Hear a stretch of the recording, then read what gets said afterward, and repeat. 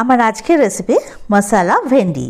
ভেন্ডি মানে ঢ্যাঁড়সের টক মিষ্টি এই প্রিপারেশনটা কিন্তু রুটি, লুচি, পরোটা সব কিছুর সাথে ভীষণ ভালো লাগে খেতে।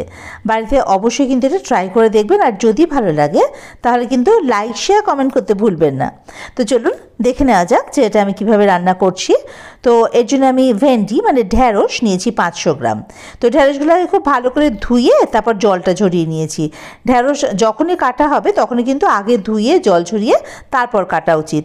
কেটে তারপর ধুলে ঢ্যাঁড়সগুলো কিন্তু একদম পিছলা পিছলা হয়ে যায়, তখন রান্নাটা কিন্তু একেবারেই ভালো হয় না। তো এবার ঢ্যাঁড়সটাকে কাটতে হবে। প্রথমে ঢ্যাঁড়সের দুদিক কেটে বাদ দিয়ে তারপর 1 ইঞ্চি লম্বা করে এভাবে কেটে নিলাম। এবার প্রত্যেকটা টুকরোকে এভাবে করে একটু চিড়ে নিতে হবে, তাতে করে সব মশলাগুলো এই ঢ্যাঁড়সের মধ্যে বা ভেন্ডির মধ্যে খুব ভালোভাবে ঢুকে যাবে। তো এভাবে করে প্রত্যেকটা ছোটো ছোটো টুকরো করে কাটা তো মুশকিল, তাই ঢ্যাঁড়সটা আগে লম্বা করে একটা এভাবে যদি চিড়ে নেওয়া যায়, তারপরে 1 ইঞ্চি করে কেটে নিলাম, তাহলে খুব তাড়াতাড়ি কাটা হয়ে যাবে। দেখুন ঢ্যাঁড়সগুলো সব কাটা কমপ্লিট। এছাড়া আমি নিয়েছি 3টে টমেটো মাঝারি সাইজের, আদা 1 ইঞ্চি আর 2টো কাঁচা লঙ্কা। এগুলো কিন্তু আমি কুচিয়ে নেব, মানে ঢ্যাঁড়স, আদা, কাঁচা লঙ্কা এগুলো সব আমি একটু কুচি করে নেব, কোনো কিছু কিন্তু আমি বেটে নেব না।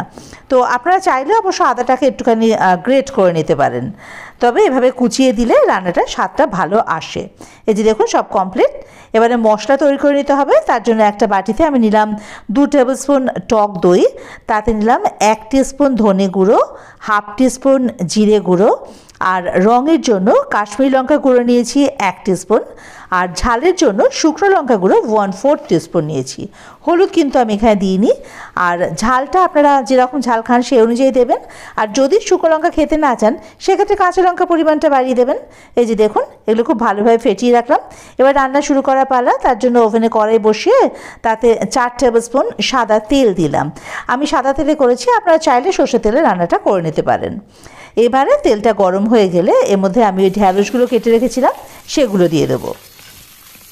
হাই ফ্লেমে ঢ্যাঁড়সগুলো হালকা একটু ভেজে নেব, খুব বেশি লাল করে ভাজার কোনো দরকার নেই, জাস্ট হালকা কালারটা আসলেই হবে। মিনিট 3-4 ধরে ভেজে নিয়েছি। এই যে দেখুন ঢ্যাঁড়সটা ভাজা কমপ্লিট, আর এই কালারটা চলে এসছে। এই যে এরকমই ভাজতে হবে, এর বেশি ভাজা কিন্তু ঢ্যাঁড়সটা স্টিফ হয়ে যাবে, সেটা ভালো লাগবে না। তো ঢ্যাঁড়স ভাজা কমপ্লিট। এবার এটা তুলে রেখেছি আলাদা একটা পাত্রে। এবারে কড়াইতে আরও আমি 4 টেবিল স্পুন তেল দিয়ে দেবো, কারণ ঢ্যাঁড়স ভাজতে গিয়ে সব তেল শেষ হয়ে গেছে। এই জন্য আরও 4 টেবিল স্পুন তেল দিলাম। তেলটা গরম হয়ে গেলে এতে আগে ওই কুচিয়ে রাখা আদা আর কাঁচা লঙ্কা এটা দিয়ে দেবো, আর এর সাথে দেবো হিং 1/4 টিস্পুন। আদার সঙ্গে হিং মিশে যে ফ্লেভারটা হয় সেটা কিন্তু ভীষণ ভালো লাগে খেতে। তো মিনিট খানেকও নয়, কিছুক্ষণ এবার নাড়াচাড়া করে আদাটা একটু এই যে এরকম ভাজা ভাজা হয়ে গেলে ব্যাস হয়ে গেল। এর মধ্যে এবার টমেটো কুচিটা দিয়ে দেবো, এর বেশি আদাটাকে ভাজার দরকার নেই। এবারে টমেটো কুচি দিয়ে এটাকে ভালোভাবে নেড়ে চেড়ে ভাজা ভাজা করে নিতে হবে, যতক্ষণ না অবধি টমেটোর কাঁচা গন্ধটা চলে যায় আর টমেটোটা একটু বেশ ভাজা ভাজা হয়ে যায় আর কি। তো এই সময় আমি গ্রেভির জন্য পরিমাণ মতো নুন এখানে দিয়ে দেবো, এতে হবে কি টমেটোটা নরমও হয়ে যাবে তাড়াতাড়ি। তো আমি এখানে 1 টিস্পুন থেকে একটু কম নুন দিয়েছি, আপনারা কিন্তু এটা আপনাদের স্বাদ অনুযায়ী দেবেন। এই যে টমেটোটা ভাজা হয়ে গেছে, মিনিট 5 কিন্তু সময় লেগেছে আমার টমেটোটা ভাজতে। মিডিয়াম ফ্লেমে এটা নেড়ে চেড়ে ভেজে নিয়েছি। এই যে দেখুন তেলটাও বেরিয়ে এসেছে আর টমেটোর কালারটা তো চেঞ্জ হয়েছে দেখলেনি। তো এটা মোটামুটি ভাজা কমপ্লিট। এবারে এর মধ্যে আমি ওই যে দইয়ের যে মিশ্রণটা করেছিলাম সেটা দিয়ে দেবো, কিন্তু তার আগে ফ্লেমটাকে কিন্তু একেবারে লোতে করে দেবো, কারণ এই যে মশলাটা মিশিয়ে রেখেছি আমি, এতে দই আছে তো কেটে যাওয়ার চান্স ভীষণ বেশি। তাই জন্য লো ফ্লেমে এটাকে আগে ভালো করে মিশিয়ে নিতে হবে। যখন একদম মশলা ভালোভাবে মিশে যাবে তখন আবার ফ্লেমটাকে মিডিয়ামে করে দিলে কোনো অসুবিধা নেই, কিন্তু প্রথমে যদি লো ফ্লেমে না দিয়ে হাই ফ্লেমে দিই সেক্ষেত্রে কিন্তু দইটা কেটে যেতে পারে, একটা ছানা ছানা ভাব হয়ে যাবে, তখন পুরো রেসিপিটাই মানে পুরো রান্নাটাই নষ্ট আর কি। তো এই যে দেখুন এবার এটা ভালোভাবে মিশে গেছে, হালকা হালকা তেল বেরোচ্ছে পাশ দিয়ে, তার মানে এখন ফ্লেমটাকে আমি আবার মিডিয়ামে করে দিতে পারি, কোনো অসুবিধা নেই। এবার এটাকে ভালোভাবে কষিয়ে নেবো যতক্ষণ অবধি পাশ থেকে তেলটা বেরিয়ে আসছে। এই যে দেখুন খুব ভালোভাবে তেলটা বেরিয়ে এসছে আর একদম কষে গেছে, বোঝাই যাচ্ছে কড়াইতে কিন্তু আর একটু মশলাটা লাগছে না, তার মানে মশলা খুব ভালোভাবে কষানো কমপ্লিট হয়ে গেছে। এবারে এর মধ্যে দিয়ে দেবো কাসুরি মেথি 1 টেবিল স্পুন মতো, এতে হবে কি ফ্লেভারটা ভীষণ ভালো আসবে। আর গরম মশলা খুব একটা বেশি নয়, 1/2 টিস্পুন গরম মশলার গুঁড়ো দিয়ে দিলাম। এবারে সব কিছু ভালোভাবে একটু মিশিয়ে নেবো, জাস্ট মিনিট খানেক বা তার একটু কম মিশে গেলেই হলো। সব কিছু ভালোভাবে মিশিয়ে এবারে ওই যে ঢ্যাঁড়স ভেজে তুলে রেখেছিলাম সেটা এর মধ্যে দিয়ে দেবো। সব কিছু আবার খুব ভালোভাবে মিশিয়ে নেব। আর হ্যাঁ, একদম জল দেব না, কিন্তু জল দিলে কিন্তু ঢ্যাঁড়সগুলো একদম গলে গলে যাবে, সেটা ভালো লাগবে না।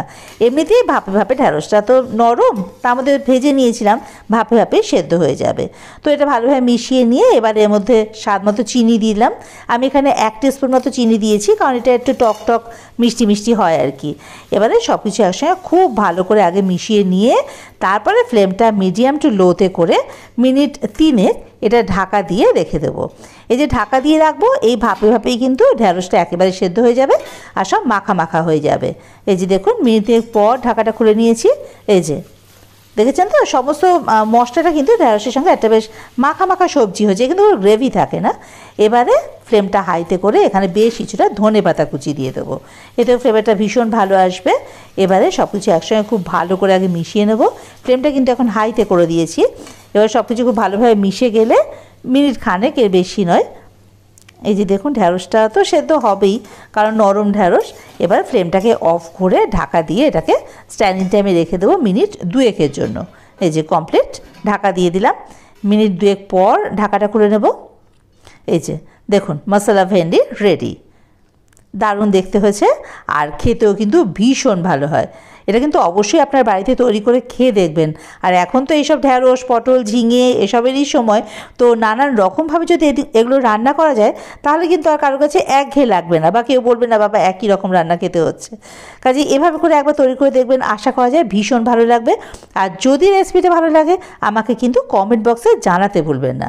আর আমার চ্যানেলটা সাবস্ক্রাইব করে দেওয়ার অনুরোধ রইল, যদি আমার রেসিপিগুলো ভালো লেগে থাকে তবে। আর বেল আইকনটা প্রেস করে দেবেন, তাতে করে আমি কোনো নতুন রান্না আপলোড করলে তার নোটিফিকেশানটা কিন্তু আপনাদের কাছে সবার আগে পৌঁছে যাবে।